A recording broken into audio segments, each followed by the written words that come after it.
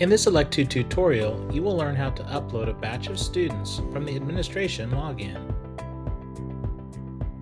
Before new students are imported, there's an important setting to verify. To begin, go to the Settings tab, then select Import/Export from the left-hand menu. Verify that the header row for the CSV import is set to Yes. Otherwise, you will need to delete the header row from your import student spreadsheet prior to uploading. Click on the Student tab in the top menu bar. Then from the left-hand menu, select Importing Student Accounts. Click the plus near the top of the page and look for the spreadsheet column header row descriptors specified in the white line. This is the order in which data must be entered into the spreadsheet. Open a spreadsheet and enter the column row descriptors in the order previously specified.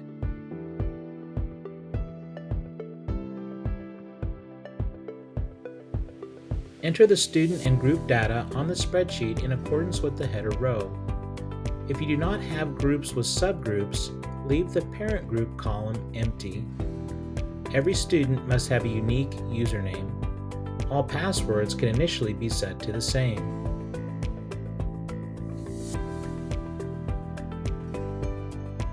Go back to Electude and after clicking the plus, click the Upload button. From your documents, select the Save spreadsheet containing the student information. Then click Add. Check the data uploaded from the spreadsheet to ensure they're specified in the correct column. If any of the data is in the wrong order, click the drop-downs to change the column order without needing to correct and re-upload the spreadsheet. Once the data is verified, click the Import button to complete.